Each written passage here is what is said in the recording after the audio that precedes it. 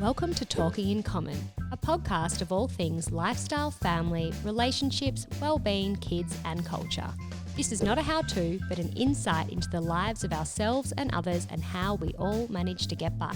Hosted by myself, Kate Gadinsky, and my co-host, Sophie Panton. Take a listen and let's find out what we all have in common. Hi, Kate. Hi, Soph. We're back. I still can't believe we're in season 4. I know. It's been a minute, right? It has been a couple of months. I am now heavily pregnant, trying to get myself in some sort of headspace to give birth, whichever way that may be. You look great. How are you feeling? How are you Oh, feeling today? God. Today, Well, day by day. I have had like the most intense hot flushes and like sweats today. I don't know what it is. It's Oh, gross. It's like not glam. even hot. Like it's a bit muggy, but like Yeah, I've just been like sweaty and sticky and yuck. And I feel yeah. like that's kind of been this pregnancy a little bit. I don't remember really feeling that when I was pregnant with my first two. Mm. But Do you feel like it's anyway, just because you're getting bigger, or has it been throughout the whole pregnancy? it's kind of been like on and off throughout the whole pregnancy. Mm. Have you Mm. talked about, did we talk about the gender No, last we episode? haven't. I just No. realised that as I said my first 2 pregnancies. But Are you going to yes. spill? Going to Yeah. spill the tea? Okay, I'll spill the tea. The tea. What'd you say? Spill the tea. Should Spill I the spill tea, the yeah. tea? Do it. I'm having a boy.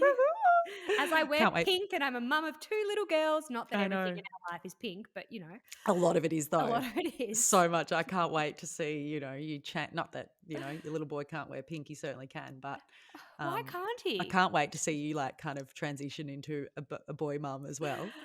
A soccer mum. Yeah, soccer mum. But I That's can't wait so for you gender to have a specific. boy. Can I just say, like, I'm not going to just assume that he's going to play soccer, but, Yeah, Nina will probably be some, like, pro surfer or pro soccer star or something. And your little boy will be like, a little piano player or something, a dancer. Who knows? You Um, never know. But I'm pumped that you're having a boy because obviously I've got a little boy too.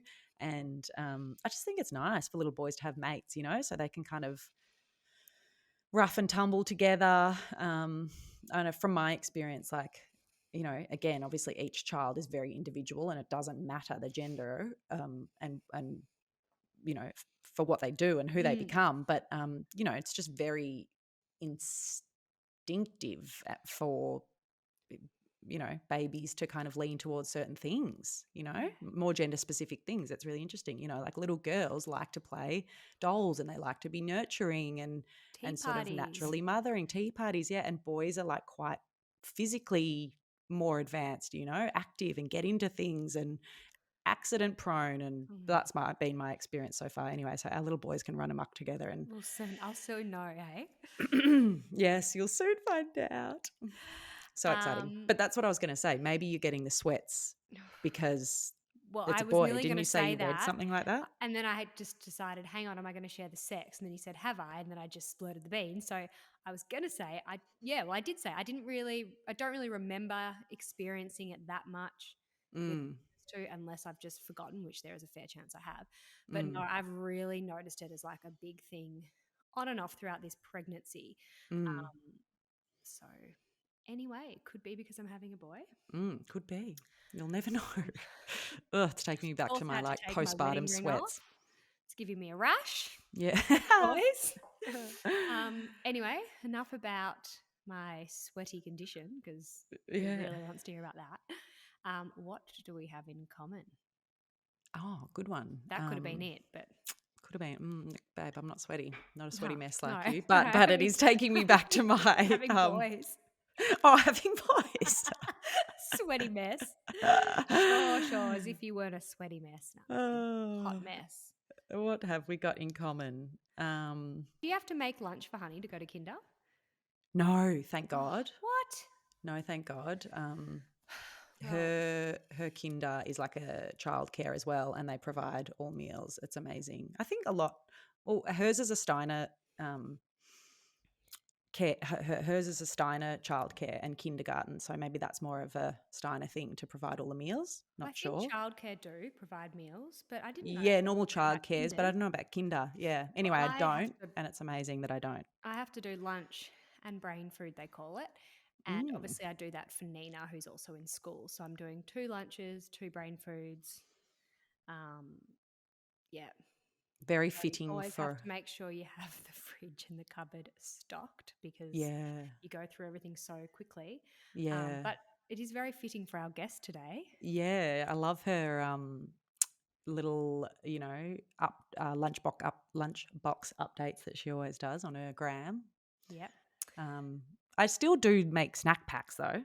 Little Like snack pack. everywhere we go, I've got to make a little lunchbox for Yeah, but Honey that's because different. You wait. is it? Well, yeah, because like you've got to have these lunches and brain foods every single day. Yeah, you can't just Otherwise, be they like, ain't. oh, I forgot something. Better pull over and grab something. Yeah, that's true. But anyway, you know, it is what it That is. that'll be next year. That'll be next year for me to Yeah. come. I'll have to follow your lead. I should start like a little inspo page for you. Yeah. Yeah. Can you put together My a lunches document? are Can you not put that. together a deck for My me? lunches are not that interesting. Trust me. Oh, I know what you do. They are. They're great. Um, but yeah, back with an awesome episode today. We have been wanting to speak to this guest for quite some time.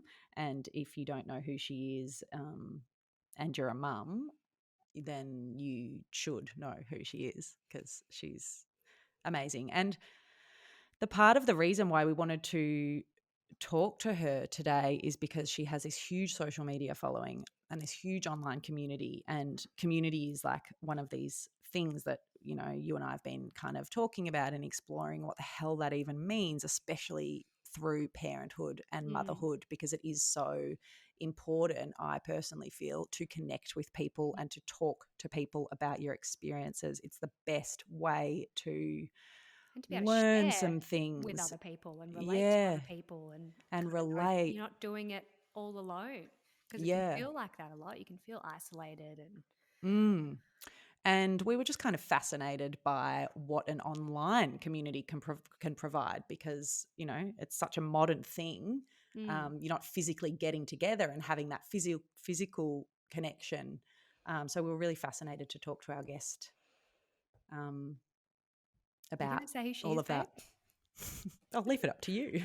Adele Barbaro. Yes, Adele. She is first and foremost, I just want to say she's such a legend. She was the nicest, kindest, most down to earth person, and we just loved chatting with her. She gave us so much time too. Like So she's much super time. busy and has a lot going on, and we could have just kept chatting for hours. And we often say that about guests, but we did talk for quite a long time, and I was loving every part of the combo. Mm.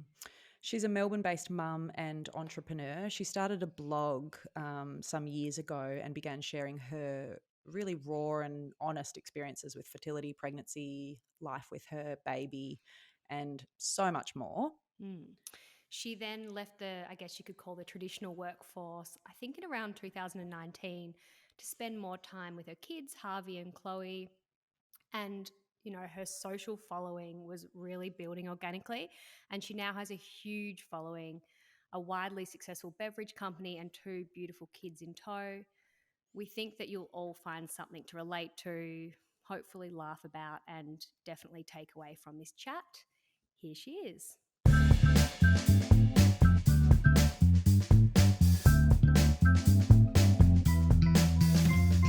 Adele, a big warm welcome to Talking in Common. Thank you so Thank you much. so much.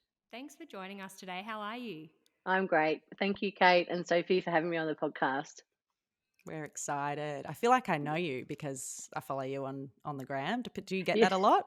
Yes, I even get it from my friends. So we'll catch up and there'll be nothing, there'll be no questions because they know Yeah, everything yeah, I've been up to. So at the end of the yeah, lunch or something, I'll be like, I'm good though. They're like, we know. yeah, Yeah, yeah. we already Thanks for know what you've asking, been doing. guys. Yeah. I was saying to Soph, actually this morning before we were recording, that I often see you on your Instagram stories preparing your kids' school lunches, and I do Yes. the same. I do it all the night before. Well, Yes. most days when all goes to plan. And anyway, I was saying to her, no matter how organized I am with that, it is always still a mad rush in the morning. Yeah. I'm anally organized. So I have everything ready to go at the front door. So the kids literally just roll down the stairs into their school uniform, into breakfast, and then out the door. And I've got it down to a fine art. Um, and most So mornings it's good. fine. It just depends if there's a meltdown or something. Yeah, there's always a variable in there, isn't there? There's always Doesn't matter how something. organized you are. Well, There's today always was the something. thunderstorm, and Um, yeah, there's always something. yeah, right. So we know you as Adele Barbaro, from social media, from Instagram, and you Yes. are one of the OG mummy bloggers or mum influencers or whatever you like to call it. How do you feel about that name, influencer, I hate first of it. all? I hate it. Yeah, Yeah, I thought you might say that. yeah, it's not what I set out to do. And if you'd asked To me, be. 8 years ago, if I was, had if I could see myself being an influencer at that age of 40, no, absolutely not. When I started Mm, the blog, it was a bit of a diary, and it was more to share with my family mm, what was happening interstate, because they live in New South Wales and I'm in Victoria, and just started mm, sharing a little bit of the highs and lows of motherhood on there, and just a little bit of what we were up to, really. And it just happened. mm, And I was just over on mm. Facebook, and it was just mainly friends and family over there. And I thought, oh, I'll never put it on Instagram. And now here we are on Instagram, and I'll be like, I'm never going to put this on TikTok. But yeah, it just happened. It was never the plan. Yeah. Yeah, I love how organically it's kind of grown for you. So we Yeah, could sit here and tell our audience what we know of you, but we'd love you to tell us what you would like people to know about who you are. sure. I left. Well, I feel like I've had so many lives. So I'll try and keep it short. But I left New South Wales to travel when I was about mid 20s. And I ended up doing a Kentucky tour, absolutely loved it, fell in love with travel. I applied to be a tour manager. I went all around Europe. I've been to over 50 countries now. But while I was over there, I was aiming to meet this Italian. I'd had this dream since I was little that I would marry this Italian man and live in Italy, and it would be magical. Turns out I met Heaven. A Melbourne guy with Italian heritage, and when I met him, I just I was knew going to say, is he at least Italian? he's got some part of Italian in him, his parents. But yeah, He I sounds met. very much like an Aussie, though. Very much, very much. Um, Yeah. I knew he was it, and I think when your late 20s, and I wasn't looking, and he wasn't looking, I just knew he was it. And he left to go back to Melbourne. I did one more trip, and then did one more lap around Europe on a tour, and came here with one suitcase. And we dated for a couple of weeks, and I moved in a couple of weeks later. So the rest is history. I obviously Wow. started back in travel again. I was working as a travel agent, and then I moved into business travel, and then I became in business development. And then my last role in the workforce was working for Janine Alice, the founder of Boost Juice, as her PA. And a lot of that involved her travel and her management day to day, the management of her brand, rather than Boost Juice. And that's when, yeah, it all really started. That's it So now really, we're kind of that's it so fast as well. Yeah, don't worry. We'll get into lots of those details along the way.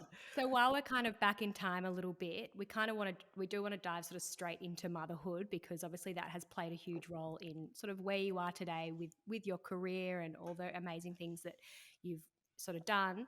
Um, so you met Paul, and then eventually you guys decided to start a family together. Yeah. Can you tell us a little bit about sort of what that journey was like for you? And I guess just about that time of you kind of going, okay, like let's give it a go. Let's have a Yeah. baby. I think growing up, I always envisaged the white picket fence, the dog, and you get married, and then you have a baby, and that's just the way it is. But it wasn't that easy for us. Rewinding back to my teens, I had endometriosis, and I had multiple operations for that. And then I ended up on a birth control called Implanol, and that was popped into my arm, and all my Mm. periods went away for 3 years. It was bliss. And Amazing. Yeah. then, yeah, it was incredible. And all of the symptoms of endometriosis that came with it as well was gone.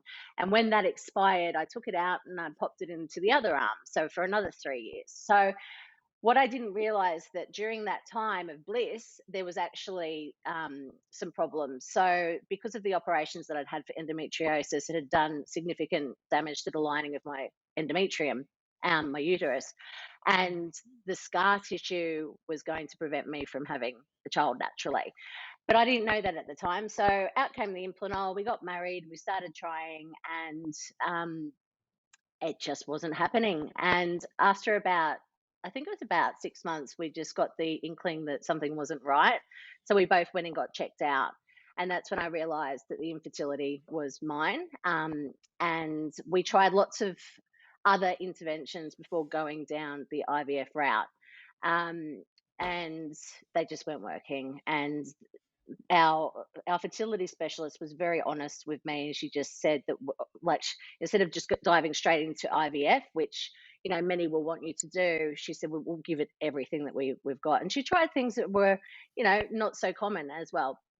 Anyway, um we decided that we'd give IVF a go. And in fact, I had to have the operation that got me into trouble in the first place before we did IVF. So we went in, we did a curette, Wow. removed all the scar tissue that was in there, and then did IVF straight after it. So it was almost as if they were trying to do the implant while I was healing, and it worked. Um, Before, when we were trying, it was trying Wow. to grow a plant in clay. At this point, it was then trying to attach while that area was healing. And first time, we were so lucky that we were successful. We were one of the lucky ones. Amazing. How long was that process? Like from, deciding that you wanted to have a baby to actually having the baby? You said it was like 6 months of, trying Yeah, naturally and not it was happening, but, actually, that yeah, sort of. longer than that. So we started trying before we got married, about a month or two. So it was a bit over a year of trying. I Mm, think I felt quite desperate when I realized that the problem was me. And for a good 6 months of that, I felt very desperate. I always wanted to be a mother. I always imagined being a mother, and it was some really, really tough times. mm, And not just for me as well, but for my partner. And although women have got a mm, lot of support around that, especially they've got their best friends and they've got their mums and everything like that, the men often just keep to themselves about those sorts of things, especially with fertility. yeah. So for 6 months, he was supporting me a lot while going through his own stuff too. So, but it took us by Mm, surprise that we were able to be successful that first time with IVF, because I know a lot of people will go through rounds and rounds for that to happen. But the way that we went about it was a little bit different as mm. well, and something quite unique, and it worked. That's amazing. And did you enjoy the pregnancy? It was with your son Harvey. Did you Yeah, enjoy being pregnant? I mostly did. I was more nervous though, because we'd worked so hard to have him. Mm, I was forever concerned that he might not stay around. I remember I had a mm, private obstetrician, and anytime I felt like there was something abnormal, I'd be at the office, and I'd get a scan or just make sure things were okay. I considered getting a Doppler, I think they're called, at one point, just to see if there was heartbeats and things like that. I did, although I was excited and absolutely over the moon that we were pregnant. I was just so concerned that it wouldn't stay. Um, Up until mm, the very Mm, end, when I really started to get excited and planned this exactly like I was talking before about. You imagine this white picket fence and the dog and you get married and you have the baby and everything's beautiful. As the labor approached, I had this vision of a magical labor as well. And I had this expectation that it would be, calm with beautiful music, and I wouldn't need the drugs and all those sorts of things. And I'd stay at home as long as I can. And that didn't happen either. Yeah, you've talked quite openly about, like, the struggles with conception, and then also the birth, and how you felt like you'd failed a lot. Can you talk us through that a little bit? And then also on top of that, then going again for another baby, at what point, Yeah. after feeling, you know, so underwhelmed, or like you've been failing, I don't want to put words in your mouth, but, how do you then bring yourself to want to go again? Yeah, so what actually happened with Harvey is we went for our final checkup, approaching that sort of 39-week mark, and I had low amniotic fluid, and they said we have to get you Hmm. straight in. So all of a sudden, I thought Mm. I had a week or two to go, but I was packing my bag and going to the hospital and being induced because it's quite dangerous. So I wasn't ready to go for that, but off I went. And induced was Mm. not something that I wanted to do. I envisaged that it would happen naturally. I'd stay at home and all those sorts of things, but off I went. And I knew that the safety of Harvey was the most important thing. But when I was induced, and I'm not remembering the terms of all of the things at the moment, but everything was turned up to full. They had broken my waters. They had induced me slowly and gradually, but I wasn't progressing. And I Mm. think that this went on for about Mm. 17 hours. And although I was Oh my showing And the God. that, contractions come on pretty hard and fast but the when thing you're is, I felt induced nothing. too. It was very, very unusual. I felt nothing Wow. and Really? I wasn't responding to it. And although everything was showing that I should Scary. be, nothing was happening. They would come in, they say, "Are you feeling anything? It looks like you are having the contractions." And I said, I feel nothing. And they kept doing checks, Mm. and I was only sort of sitting at 2 centimeters, and it wasn't making a lot of sense. And Harvey was getting distressed. I was getting distressed, and I was trying everything. I was bouncing, I was walking around, I was doing everything that I possibly could to bring on labor, and it didn't happen. And they said, "We're going to have to take you in for an emergency cesarean because he's really starting to struggle now." So my voice is shaking now, even going back to that. I just felt like I was just failing at Mm. all of Mm. it. And I Traumatic. remember Harvey, Paul and I were off and having this cesarean, which I'd never ever envisaged. I remember sitting at those uh, classes that you go to at the hospital when they'll say 1 in 3 of you will have a cesarean, and I was looking around, sort of like, wonder who that will be. Never Not going to thought be it would be me. me. Yeah. No, We well, all do that. not me. Yeah. And there I was. So uh, I remember when I got to meet Harvey, but then I was um, I was taken away and arrested. And when I woke up, I was in the room, and my mum was there, and Harvey was there, and they'd already spent about an hour with Harvey, and I didn't even realize I hadn't. Um, and Mm. and then I got to meet him and everything like that. But it it wasn't a great start because I just felt like I'd really failed. And then the drugs exacerbated everything as well, and endone and all those sorts of Mm. things. It just Mm. I felt out of body, didn't feel like Mm. me, and not what I imagined in this first meeting of my baby. Um, Mm. but the months ahead weren't that easy as well. So I definitely had a level of depression after that, and I've never known if that was a bit of um, you know, what a lot of mothers get, or if it was just something that I was going through. But I struggled with Harvey, with sleeping, with colic, with feeding. I felt like I was struggling at all of it. Mm. And I'll never forget, my husband traveled to go overseas at about the 4 month mark, and I was broken. I was absolutely broken. I was sleep Mm. deprived. I was still, getting around the fact that things weren't what I envisaged. Things weren't this, Mm. you know what I mean? And Mm. I ended up going to a mother and baby unit. Now, I went there to get help with sleep first and foremost, but also with breastfeeding as well. But I was very, very firm about the fact that I didn't want to do any sleep training, and nothing against people that do. Nothing. I just didn't want to do that form for me. And where I went, they assured me that that's not the way that they went down. They wanted to give you tips and tricks and to help you out and help you through that process. But also the breastfeeding would take almost an hour. So it felt like at night I would get up and I'd breastfeed, and it would be such a long process. And then you do the change at the start and then the feed, and then you do the change at the end, you put them down. It felt like I was getting about 15 minutes sleep each time. And then he was a cat napper during the day. So I'd literally have 31 minutes. And I remember because it would get to about 31 minutes and I'd go in and I'd tap him and try and get him through to the next sleep cycle. It would never work. So I had nothing left to give. But I felt like when I was checking into this mother and baby unit, I had Paul overseas in London or America, I can't quite remember now. And I was on my own and I was too proud to ask for help, but I was breaking. So I went to the mother and baby unit feeling like I was checking into the big failed mums club.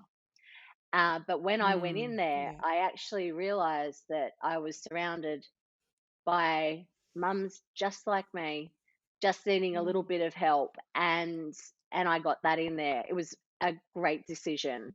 And I knew I could leave at any point, that it wasn't good for me, but miraculously, and I don't know how it happened, but on the first night that I went there, Harvey slept through the night, and I did too. Oh, Of course he And did. the yeah. next More importantly, morning, you did too. Exactly. well, I did, and I was out because the next morning I woke up. I was like, hold on a second, and I went up to the nurse, and she said, he's still asleep. So what do you mean? This has never Oh, God. happened. And I thought that You're they'd lying to maybe, me. yeah, that's what I thought. I said, are you sure that no one tended to him in the night? Nope, he's asleep. And I got to look through, and there's Harvey sleeping. I was like, are you for real? Anyway, it Yeah. Were you didn't. pissed off? Yes, this is not what I signed up for. This is not the real Harvey. Anyway, I Yeah. learned a lot after that. Harvey's taking you for a ride at this point. No. I Yeah. think we were both exhausted, and we both were in a completely different Mm. environment. Mm. He was in this pitch black, dark room, and I I think we were both the change of environment. We were both totally exhausted, and I was doing things wrong. Mm. And I learned that over the next few days. Mm. A few things that I was doing wrong, but because the next night it wasn't like that. It wasn't miraculous again. Real Harvey started showing his true colors.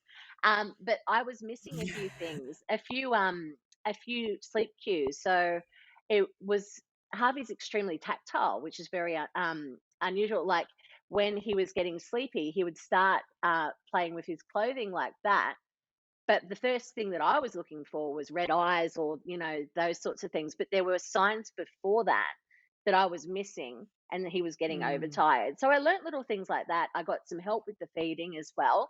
And I was in there for 4 nights and I came home with a lot of tips and tricks to help me keep going.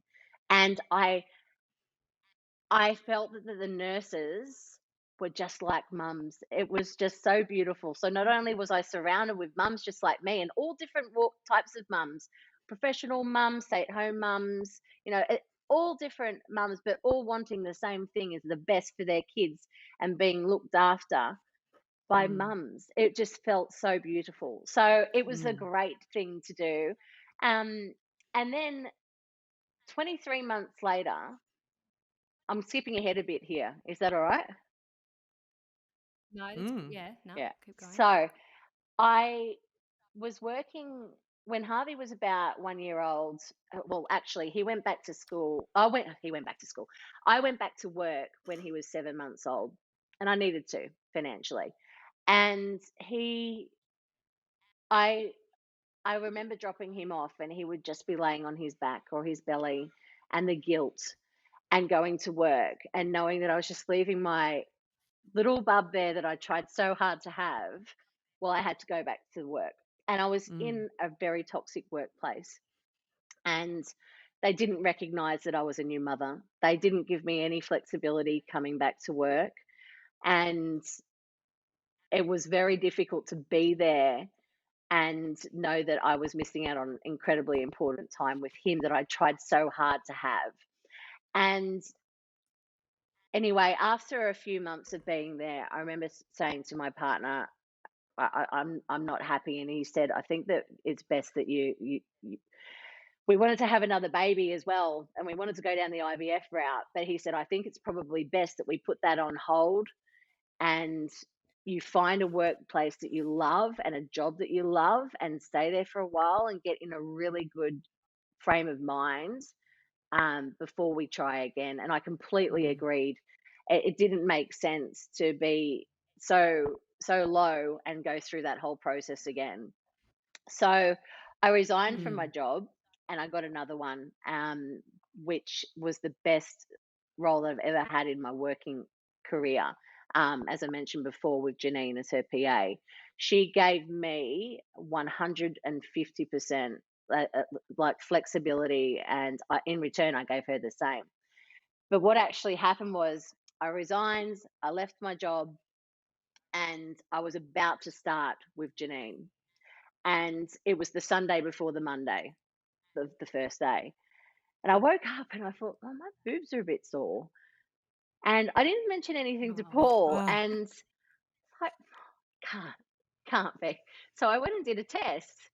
And I'll never forget, Paul was sitting there feeding Harvey, and I came out of the bathroom and I said, I'm pregnant. And it wasn't even like, Oh hooray, my or oh my God. God. It was like, are you for real? What? You've got your new job tomorrow. Utter shock. We just booked that Yeah. holiday in 4 months that's non-refundable. I need to get my budget out. I'll never Yeah. forget him saying, I need to get Yeah. my budget out, my Get my Oh my spreadsheet. budget. God. And this is in the I first love 2 it. minutes. I need to get the Excel out. And then we sat there and we went, this was not the plan, but this is amazing. So then we could actually, once it sunk in and everything. But I'll never forget. Go. I imagined Janine Alice, this woman from Shark Tank, and you know, I just imagined Yeah, having of to tell course. her, because I sat in the interview as well, and I said, now it might look like, I've got a young son, and it might look like I'm going to go and get pregnant with another one soon, but I'm not, and it's not the plan. We did IVF to have Harvey, so don't think there's going to be any surprises straight away. I actually said that in the interview because my plan Sure was enough. to be with her for at least a year before I started trying, and then go back into that process again, and then be there through the whole pregnancy, and then, do the right thing by the employer. Anyway, so I started the Mm. role, Universe had and other plans for you though. well, it did. And I actually ended up telling her before I told my mother. I As soon as we knew that there was a heartbeat, I said, "Can I have a moment with you?" I let her know, and I wasn't sure what I was going to get, but I had sat on that for 6 or 7 weeks, just waiting to tell her to do the right thing by her. And the reaction was just nothing but, "This is a miracle. This is amazing. Nothing but support." And she said, "The Oh, job's here amazing. after this pregnancy, you take your mat leave. The job is here when you come back." And I only took 6 months with little Chloe, who came along as a What complete a relief. surprise, and went back and had the most amazing employer while being a mum at the same time. And it taught me a lot, and I have a lot of respect for her. Mm. Can I ask just quickly before we Sure. move on, did you actually live stream your second birth with your daughter Chloe? Yeah, No. yeah, we were reading about this. We were like, No. oh my God. Oh, So you didn't end up doing I was it? trying to I find it. I never was like, I I want to. never was going to do it. So what actually happened was I said that I would give updates during Oh, the labor. And there's another story in that, because I actually had a VBAC with Chloe, and I'll go into that in a moment. But I said that wow. I would give updates on how it goes, because labor is a roller coaster. And after with Harvey, I learned so much that expectations lead to disappointment. And I wanted to show people on this second time around Mm. that I was aiming to have a vaginal birth after a cesarean, but it might not work out. And there was no pressure on myself to do that. I wanted to give all these updates. Anyway, I think the Daily Mail caught on or something like that. And then all of a sudden, this Oh, woman they from ran away Melbourne with it. was live streaming her birth. Um, And I'll never forget, I was Oh on the my God, so funny. project and I was on Sunrise and all of these different, saying, no, that's not what I'm doing, but I am giving updates. So no, they just went, they just went on a tangent with that one. But with Chloe, We found it online oh when my goodness, it's not like I was the just going to say child we is going to found it come out online with, when we were just like doing a bit of research. no, you imagine a child coming like with a And we GoPro just on were their head. laughing. Yeah, yeah, yeah. We were laughing because when I had my most recent baby, Kate was like having this big joke, like, oh, because we have a podcast, she was like, we should live stream your birth. And we're like, oh, yeah, Like, as if. we talk about this We stuff all talked the about it time. all I the was time. like, Yeah. come on, let's do it. Let's Now do that I'm it. pregnant, Soph's like, all right, you Yeah. wanted Oh, me to do it. Now it's are your you turn. are I'm you like, there's considering And then no we it, were way like, Kate? oh I'm my going God, to do that. Adele did it. No way. If we can convince her, Adele, if we can convince her. No way. I think what happens in there Sorry. should stay in there, definitely. But I did give Yeah. updates because again, it didn't go to plan. It was but I put too much pressure on myself. I wanted to have this vaginal birth after a cesarean, and to feel like I'd done it, and put a lot of pressure on myself to do it. I had an obstetrician that supported it, which was fantastic, and again, didn't go to plan. So I was again induced. The exact same thing happened. I don't seem to, my body just doesn't seem to react to it, and went through exactly the same thing. So I thought, here we go. I'm going to end up in the exact same scenario with Harvey. And I remember feeling very, very frustrated. I was sort of sitting at that sort of 2 centimeter, 3 centimeter, and going, it's going to happen again. And then the obstetrician had a look and said, actually, we've just noticed that only is it the four waters, the waters at the front had broken, but not the back. I don't actually So, know. yeah, I can't actually think of the right Okay. terminology for it. I haven't heard that. But this had gone on for ages and really frustrated. They just did a quick check and went, actually, your waters aren't completely broken. We'll do that now and we'll see what happens. And I remember Paul going, I'll go and give your mum and dad an update because they're obviously really anxious. And he broke my waters, and Paul left. He came back 5 minutes later and I'd gone from 0 to 10. And I was Whoa. screaming. I was hanging off the neck of my obstetrician, beside myself, because I was pumped full of everything to induce me up to completely full. So I literally went from 0 to full blown, and it was horrific. Far out. It was, Mm. I wasn't prepared at all for it. And the contractions were so full on and so close together that I was getting a tiny little moment between each one to say, I don't think things are right here. I'm not, I'm really worried. And then it would just start again. And I was in just complete panic.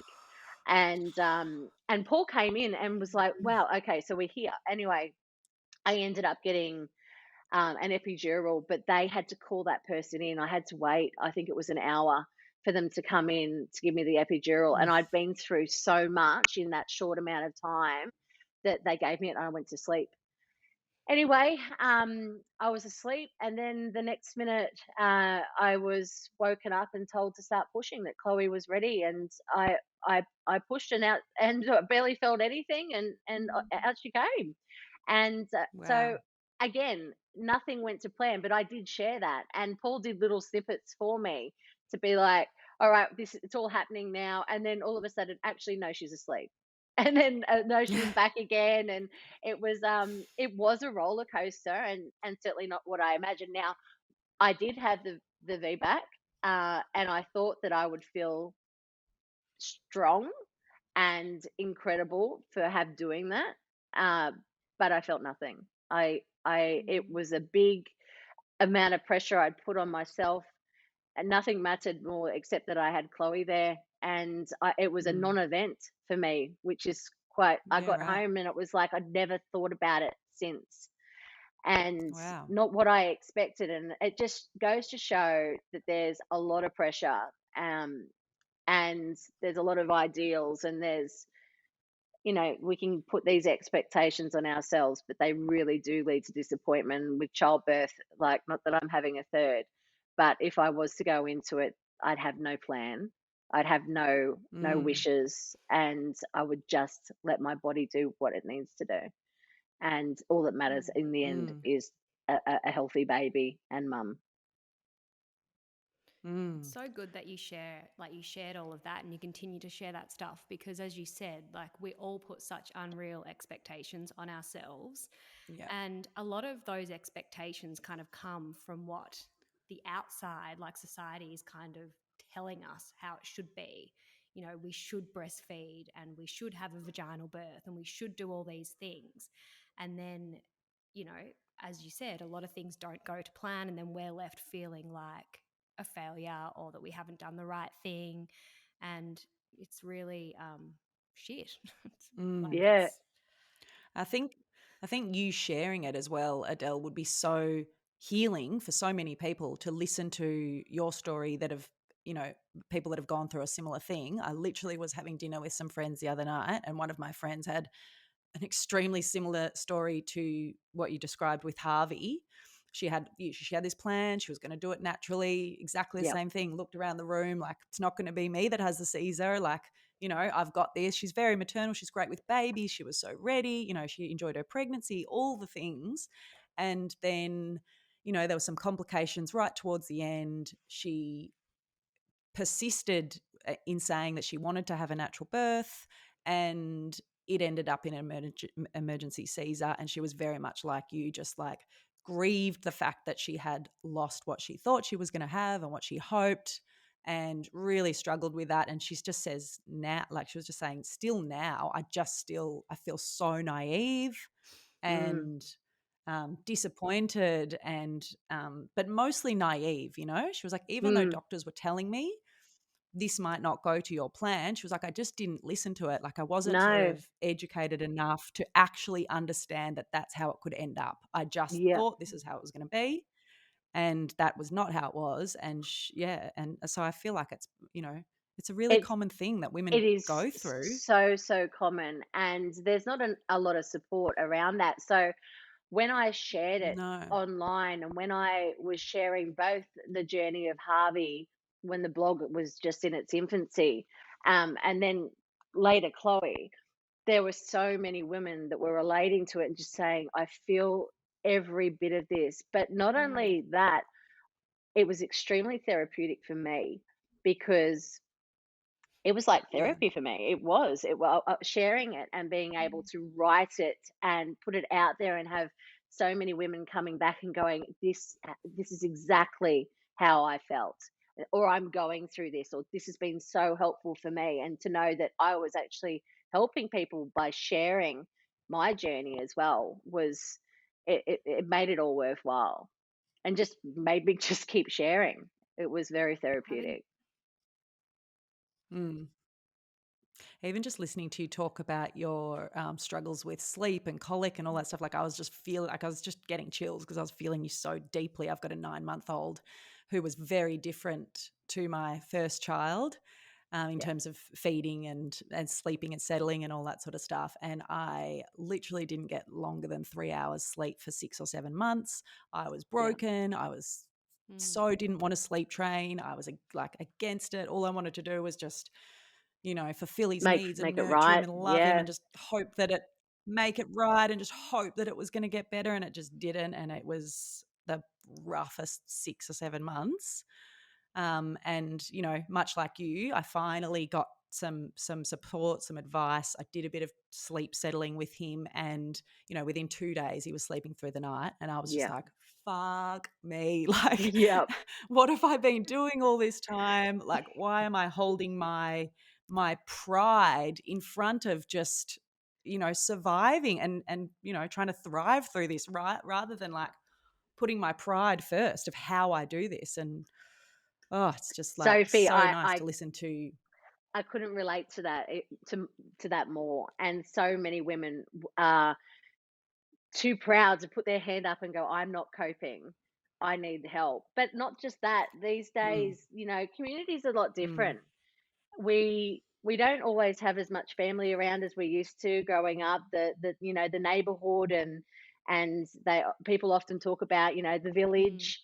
Um, it can be quite lonely, Mm. and it can be very hard at the mothers groups, even when you go along with your little one and you've had no sleep, and little Billy over there, he's doing great and he's thriving, and you're just at breaking point. It can be really hard to go, I'm not okay. uh, so I completely resonate with that. But every baby's so different as well. With Harvey, it was just felt like all of those Mm. things. It was the sleeping, it was the colic, it was the feeding. With Chloe, she was the opposite. So Chloe, and I Mm. worried so much about Harvey, and all of those sorts of things. But with Chloe, she slept through from day one at the hospital. She had to be woken to Mm. be fed, and she's always done that. And when we got home from the hospital, she would do like 14-hour nights, and she worried me so Oh much that I gosh. ended up Wow, taking you her to a deserved pediatrician. that Yeah. though. Well, that was the You opposite. It was deserved just that. like, but I worried so much about Harvey not sleeping, and I worried so Yeah, then much you're about worrying that Chloe's. they're sleeping too much. There's something Yes. wrong. So I actually took her to a pediatrician because I'm putting her to bed at 6 o'clock at night, and the next day she's still asleep at 9 in the morning. And I'm going in and I'm checking her, and I just, yeah, she's okay. She's all right. And obviously you don't want to wake a sleeping baby, but she was growing, she was thriving, and she was getting Mm. all the nutrients and feeds that she needed during the day in that time, and she just loved sleeping. But I just loved worrying about that. Yeah, And yeah, it was of interesting course. how they keep you on your toes, and every baby is so different, and every mother Yeah. is so different as well. But I just think it's Absolutely. it's very important to talk about it and to share and to know that you're not alone through any of those worries as a new mum. Absolutely.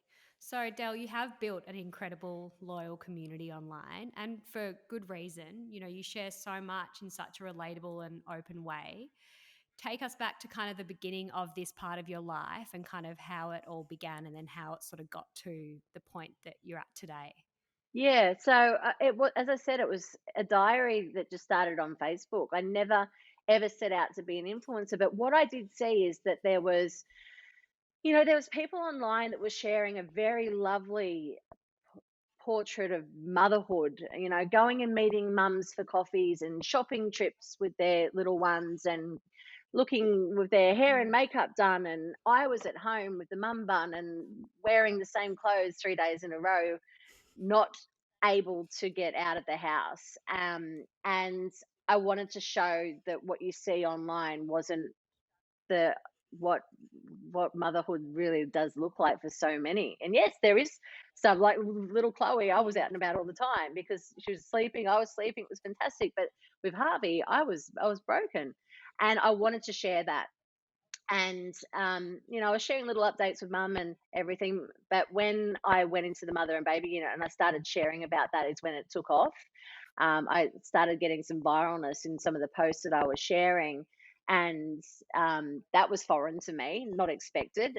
But started getting these big posts go around Australia, and the audience just started growing, and I just kept sharing the real and the raw. And there were purple patches, there were really really great times as well, but then there were really really shitty times too. Mm. And I just kept going, and Yeah. it's Mm. it ended up growing to quite a large audience on Facebook. And as I mentioned, I thought, well, now I've got to do Instagram. There's this new Instagram. So over I went on Instagram, and it started growing there, and it's Whole grown nother thing. organically, to be a beautiful a beautiful network and community of women on there. And I shy a little bit away from the word community. Like, I think that's thrown around a lot. I Mm. think that, you know, I've spoken to a lot of women on there, and we've shared a lot with each other. And, you know, those that follow the blog, I spend endless hours every week speaking to people on there. And that's anything from infertility to eating to sleeping to all sorts of things. And I've done that since the beginning. And, I think that from where I am today, where, the blog is partly a business as well, and I've become an influencer. I really want Mm, to give back to that community. It's not about take, take, take. That's why I don't like the word influencer so much, because although I get to work mm, with and create uh, content for brands like Woolworths or Modibody and things like that, I'm always, if there's an opportunity for me on there, I'd love to think how the opportunity can translate to those that follow the blog as well.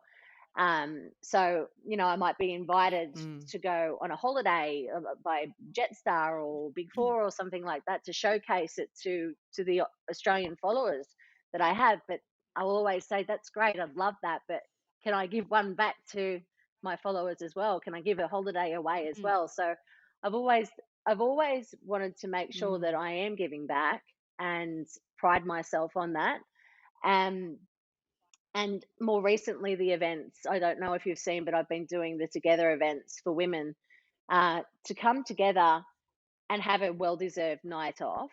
I find that women often will, if they've got $50 in their pocket, they're spending it on their children, not themselves.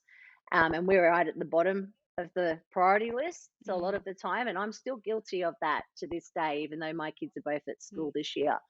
And I, just before COVID hit, I did my first Together event where women could come and have a well deserved night off for free. I don't think women should have to put their hand in their pocket to be celebrated. And that's one of the big things that I wanted to do with this Mm. platform, is to be able to create those. So it would have kept going if we didn't have all the lockdowns and everything like that. But now that we are relatively living back to normal again, I've just done 3 Together events back to back in Brisbane, Sydney, and Melbourne, where nearly 800 women had a night off for free. And it's amazing. How good. yeah, it was How brilliant. fun So too. it was, pardon me. I just Sorry, said what was that? that would have been really fun as well. Oh, so Sorry, I fun, think the but so internet's a bit so full kooky, on as but well. yeah, So yeah. I did Melbourne on the so I did Brisbane on the Monday, Sydney on the Tuesday, Wednesday was Melbourne. So 3 nights, three states, 3 cities, and 3 events, and they were so amazing. And it's only driven me to take it to the next level as well, where women can come. It was very much a night full of giveaways, meeting like-minded women, the free drink on arrival, roaming canapes all night, entertainment, and you don't have to put your hand in your pocket to be celebrated. So, Awesome. I feel Mm, very lucky to have this space on social media, but it's really important to me that I'm giving back to those that helped, to grow it with me. So, yeah, that's my mantra. Mm. It's a really nice way to sort of explain your feelings about, the word community and the community that you've built and that you want to give back, because that was one of the questions that we wanted to ask you. Like, do you feel you're getting as much from your community as what it appears that you're giving to everyone? And if we think about the sense of the word community, it's, it gives people a sense of belonging, and it creates a sense of purpose and builds connections and all of these sort of things. But it's a weird kind of thing to have a community online when you're not actually physically connecting with people. So Yeah. what was it like to do the live events and actually physically connect and meet the people compared to Yeah. just across the screen? Was it Well, different, or was well, it that's the quite thing. similar? Like, Do you have spent a lot of time speaking with so many mothers and women mm, online. So to put faces to names was incredible. And I'll often be out, and someone will come up, and I'll be mm. like, they'll say, I'm so and so, and we spoke 3 years ago about my infertility. I've since had a bub, and things like that. And it's so Oh, nice to Wow. put faces to names. It's like proper goosebumps. But to go to those events, and there was over 250 women at each event, so it was big. And to be able to put those faces to names of women that I've spoken to, some women from the very beginning, like literally 8 years ago, um, was incredible, and those events made it so worthwhile. I had the support of two sponsors, both P&O Cruises and Infamous Swim, to make those happen. But I put in a large chunk financially myself to make those happen. It's really important to me that that I could make it for as many women as possible, as far as possible as well. And what I'm working on next, fingers crossed, comes off because it's even bigger. And to be able to do that, and to be able to use my platform and my connections to make that happen, to give that to other women, was great. It felt very, very satisfying. Mm. Do you feel like you have a certain responsibility to your audience? You know, like maybe it's about the brands or the products that you're promoting, or even just the topics that you're speaking on. You know, people can interpret things the wrong way, or people can Mm, be very judgy online. You know, the keyboard absolutely. warriors come out when they see or hear something you don't like. Like, are you at a point now where I'm just sharing who I am and people can take it or leave it? Or do you have this sort of like responsibility of, I should talk about this because it's important to me, or I should be cautious of saying that because of, for whatever Yeah, reason? I think that like the I think just going back to the brand stuff, I think we all have a responsibility if we've got an online presence. Mm-hmm. Um, it's always been very important to me that I only align myself with brands that I genuinely love and would use, whether I'm working with them or not. That's always been a big firm for me. So if Mm, something comes across my emails where there's an opportunity, I'll want to test the product and try the product and use it organically properly, to know that it's something that I definitely align with and will continue to mm, use after our partnership together. But the majority mm, of the brands that I'm working with at the moment and creating content for are the likes of Woolworths. They're wholesome home brands in Australia, and I'm really just sharing what I'm doing as a mother, like with Easter coming up, for example, or a new collectible or something like that, with an audience that's doing exactly the same thing as well. Like, you'll never see me hold up skinny tea, or teeth whitening, or it's just not me.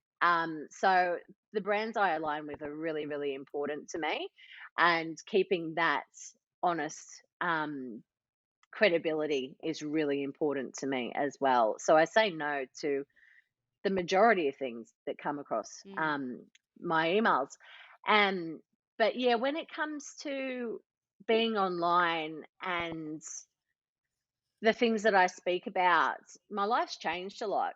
It's the blog's evolved. I've evolved as well. I'm not just a mum. I'm a businesswoman, and a mum as well, and a wife, and a woman. And I spoke 7 years ago about breastfeeding and being up during the night, and today I speak about the juggles. And it doesn't get easier either. I keep going through this funny Mm. um, seesaw of it gets easier, but it actually doesn't get easier. It just changes.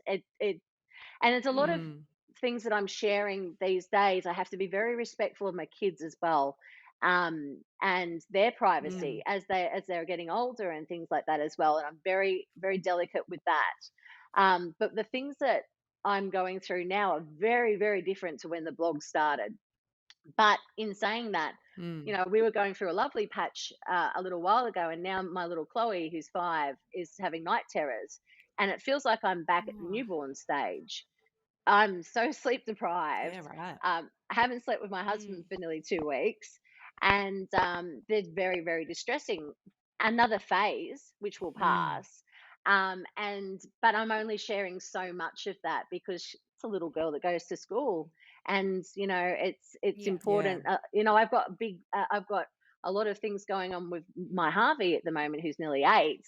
But again, I'll only be sharing so much of that for his own privacy, and that's really important. But one of the things you mentioned about, do I go on and say what I want, and don't worry about the keyboard warriors? One thing I've been very, very lucky with is that I haven't had them. I've only Oh, ever wow. Okay. really had. Look, I remember I did a live video once, a live on Instagram, a live stream, and I had someone pick on my speech.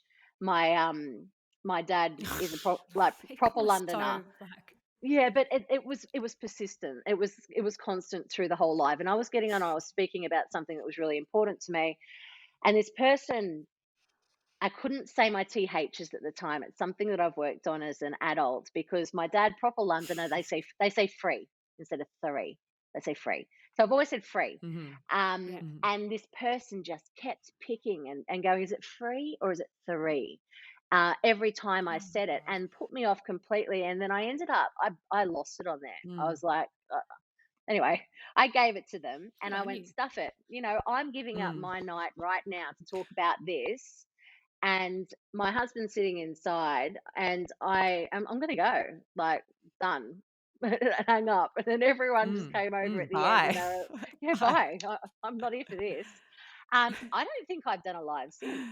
Um, but that's Yeah, right. the only time if I'm talking to the people that follow the blog and know me, they've got nothing negative to say because they know me. And although I Mm. might be putting spaghetti on a tablecloth and dumping my pasta down and letting the kids eat, like, with just, no plates or anything like that. I don't know if you saw that video. Straight off the table. Yeah, so I I did think it it's actually a once. pretty good idea. It actually Think of it the went dishes. silly viral. Those that follow me went, Adele, that's so funny. We love that. I'm gonna try that out. Those that don't follow me and it went viral were the ones that were like, "Oh my God, how disgusting! It looks like your children are animals, or plastic tablecloths, the environment, and blah." But Mm. those that know me know that it was a one-off and it was just a bit of fun. So that's about the only time. But I don't read the comments, Yeah. so Exactly. if it goes viral, I just go, "Okay, cool." Yeah, okay. But anyone that follows the page religiously and tunes in, everyone's terrific. Everyone's beautiful. And if occasionally there's someone that pops over that says something, everyone sort of does it for me. They're like, "Hey, hold on a second, you can't say that." But they just they're very kind in that way as well. So I'll jump on and I'll be like, "Oh, there's been a bit of banter Yeah. here about this." But yeah, you've got to have a thick you've got to The have thick community's got your skin. back. They do, and it's really, really lovely.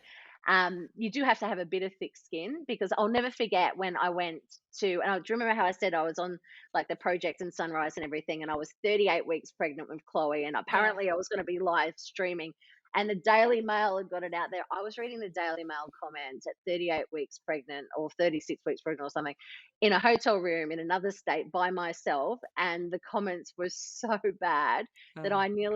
I rang my Oh. husband. I was like, I can't do this. I want to come home. I can't go on the TV. I can't do that. Oh. And that's when I stopped Mm. reading the comments after all that because it's just not worth it. There's a lot of people that will Yeah. jump online and have something to say, but they don't know me. So, I like that you preface some of your stories sometimes with, like, "Don't come at me, Yeah. mum police." yeah, Like, yeah, yeah, yes, this might not be the completely right thing to do, but this is how I'm doing Yeah. it. And, like, yeah. because especially in the motherhood space, people Oh, just want to tell you how you're doing things wrong. It's Yes, like, give yeah. it, give a mum a break. Absolutely. We're all different. And, Mm. some things we're really good at. Other things that, I Mm. might, I might make really nice lunch boxes, but I'm dreadful at the homework stuff.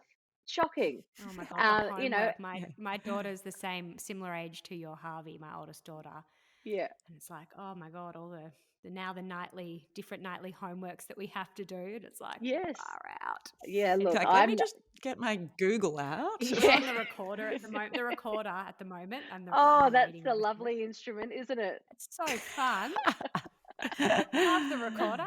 Especially at Love the it. breakfast table at 7 a.m. um, Give us a little bit of a snapshot into, I guess, a day in the life of you, Adele. Yep. I'm sure it varies a lot, but what does, I guess, a typical day look like for you? Okay. All over the place. At the Yeah. moment in my life, I am being extremely reactive. I've got lots that I want to achieve, but I'm just finding a balance at the moment because I'm quite time poor. So I'm a little bit all over the place with big things that I want to pull off this year. But I've got a business as well. I've got an alcohol beverage business, and that a lot of what goes on with that is not shown.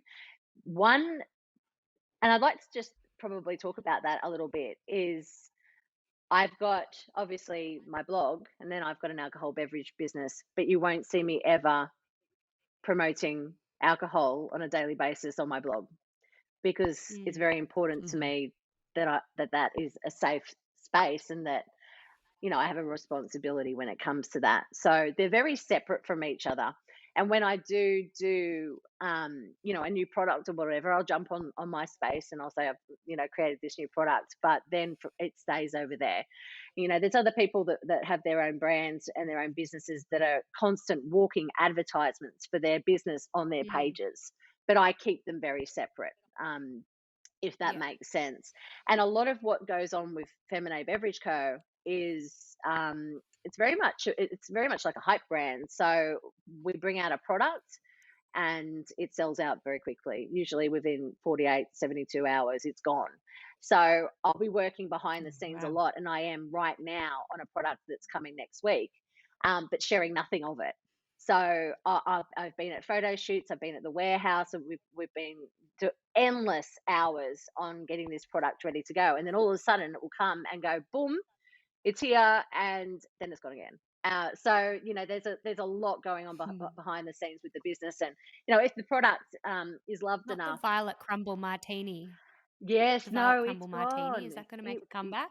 no, it's Oh. done, and it's very much limited drops, and that was a feat in itself, Mm. being able to work with Violet Crumble. Feminine Beverage Co. has been a lot of fun. I've collaborated with first of all DJ Havana Brown, and then Abby Chatfield, and then getting Violet Crumble was incredible. We have our own espresso martini, and then we infused it with the flavors of Violet Crumble, so an incredible collaboration that just sold. It broke the internet. It was just incredible, but it's done. And then the next product's coming. It's an exciting year ahead for Feminine. But yeah, it's very separate to what I do on my blog, and I don't share a lot of it. So it's a Mm. juggle between the business, and what I share in this space, as well as being a mother, the school activities and after school activities, and wanting to volunteer. And I've got a husband that works away, as you would know, Kate, a lot. Late nights in the Mm. office a lot. He's a very hands-on husband, but he's often traveling. So a lot of it's Yeah. on me, and it's a juggle. But I have learned a lot more recently as well. I think there's so much pressure to do it all, and that's everything Mm. from yummy lunch boxes to all the sports and the volunteering Mm. and the mum night catch ups, which is one I've got tonight, which I've Mm. declined to go to. I'm getting better at saying no, because I'm very much a yes person, and then I overwhelm myself. And I'm Yeah. starting to Mm. learn that Totally relate. you have to really say no sometimes and put yourself first, or you burn out. Um, so it is a juggle at the moment, and I am a one-man band when it comes to the business and my blog, which is a business as well. I've got one employee over at doing customer service for Feminine, but otherwise it's just me. So it's a lot, and I like it that way. It's fantastic, but I'm very busy. Um, I'll I work during the day, and then once I've done school pickup, and then the sports. And yesterday it was literally I took Harvey to footy, then took Chloe to dancing, and then Harvey to footy, and then I went back and got Chloe from dancing, and then went back and got Harvey from footy, and then I came back and tried to share a recipe last night online, and then do the homework, get the kids down. Chloe's having the night terrors, and then I worked till about 1 a.m. So that's me at the moment. It's just I'm not stopping, and I just got to find a bit of a rhythm. Brings me to the next question that we wanted to ask, which was, by creating this more flexible lifestyle, Mm. Mm. to spend more time with your Yeah. kids and be able to have that flexibility. Yeah, I know what you're Do gonna you think say. it's more flexible? Like, is it No, easier? Yeah, no, or is it harder? no. It's definitely Yeah, harder. right? So Because you can look, never turn it off. no, you can't. So it's not a 9 to 5. The blog is not a 9 to 5, and Mm, um, also, there's not going to work and then coming home and you don't think about work anymore and constantly think about work. And I left the mm, workforce to have that flexibility, to have more time with my kids. And I do have that, but I'm working 10 times harder. And that's okay. mm, Because I know that I'm mm, working for me and for our family, and I'm showing my kids as well what it means to work, mm. and they see it. And that makes me super proud. But it doesn't stop, and that I'm really glad that I have that flexibility, that I can go and volunteer and go to school swimming, or jump on the bus and go to an Mm. excursion, but I'll work till midnight that Yeah. night, and that's okay because I'm not missing Yeah. out on those moments. Yeah, that's so true. What about even just when maybe have a deadline with an advertisement, or some content that you have to create, and maybe you need the kids to be involved in that, but one of them's really tired or grumpy or whatever, or doesn't want to participate. Yeah. How does that part go? Well, the first thing I feel is like that with would be tricky sometimes. it is tricky, but I've always been really safe when it comes to the kids being involved in the blog and what I share on there. There's a lot I don't share on there. And when it comes to, ads and deadlines and Mm, things like that, it's up to them if they want to be involved. So if it comes up to, you know, yeah. Okay. a partnership that I've got on, and they're not vibing being involved, that's fine. It's just me then. I'm always asking Yeah. if they're happy to do it, if they're happy to be on there, and if they're not, I've cancelled campaigns. I've actually said I'm sorry, but it's just not one that's going to work out, because I'll never ever. My kids aren't puppets. So if they're Yeah. happy to be involved, absolutely. One of the really big things for me is they get paid, because they have an income stream, and when they're 18, they're going to be able to go and travel or get their first car or whatever they like with that. So it's really important to me that Oh, if you they like are. share some of the earnings from it Absolutely. with them. Absolutely. Oh, So, wow, cool. Yeah. there's one Okay. that we did with a company recently where I wasn't even involved in it. It was little Harvey reading some books, Ah, and that went to his bank account. cute. And I Oh, awesome. really pride myself on that. So they've got very healthy little bank Mm. accounts. But yeah, there's no Mm. pressure on them. If they don't want to be involved, it's fine. And occasionally I've had to ring a brand, and just say, look, this isn't working out as I would have liked. I'm not going to retake it. I'm happy to submit it as it is and do some more myself on top of that. For example, let's just say Harvey just went, no, I'm not vibing it. I'm like, that's fine. Let's move on. There's never a pressure, and it's really important to me. Mm. That's great. I suppose the biggest takeaway that I'm getting from you is that it's not easier, it's not less work, but the buck stops with you. So you are in control of, Absolutely. what you do and how you do it. Yeah, So, absolutely. And Adele, we could keep yeah, chatting to you. yes. Oh no, sorry, you go. I thought No, yeah, no go, go, go. go. I heard a ding dong. Does that mean my time's up? Oh no. No, no, no. Do you know what? This is just proves my pregnancy brain. I actually pushed a button that I thought muted the doorbell that normally works, and I clearly pushed the wrong one. So I'm just ignoring the doorbell. It'll be nothing important. I Don't thought worry, it it's was. not an No, Oscars I think speech there's a where bit the of a music sluttily comes on in the background. there's We're like, wrap this up, Adele. wrap it up. No, there's a bit of a delay. So I think I just thought I think you were still speaking, but on my screen you'd frozen slightly. No, it's I was fine. just going to say we could keep chatting to you all day, but we know you've got a lot on and probably a lot to get done today. So you share so much of what you do and who you are with everyone else. What is something that you like to do that's just for you? uh, my absolute reset is the ocean.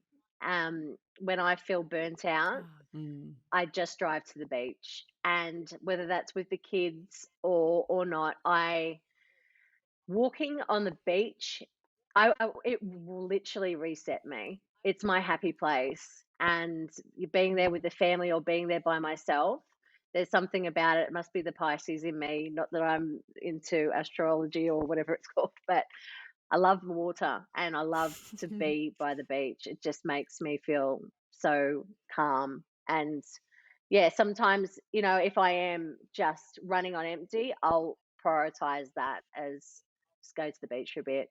Even if it's for half an hour stroll, it's just what I need sometimes. Go and throw the ball to the dog down in St Kilda. And yeah, come back feeling very Yeah. different. Jump in the ocean. Sometimes. Not in Melbourne very much. Yeah. Kate and I were talking last night, like, when we were going through the questions.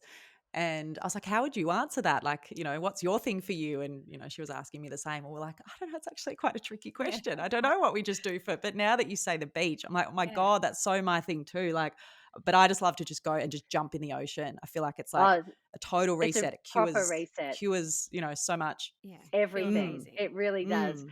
I Yeah. usually go down to Mentone down here, and it's not the most swimmable beach, but down at the peninsula when we go down on the weekend, I could lay in there all day. It's beautiful. We just don't have the weather here, Yeah. unfortunately. But I'm originally a Newcastle girl, and that's just beach after beach after beach. So, it was a lot of my childhood was spent at the beach. So it's my happy place. Yeah, beautiful. Adele, thank you so much. We so appreciate your very precious time and giving some of that to us today. So thank you. And it was just so lovely to chat to you and connect with you and relate and share. You're amazing. Keep doing what you're doing. We love it. Thank you, Sophie, and so lovely to speak to you, Kate. Thank you so much for your time. Thanks so much, Adele.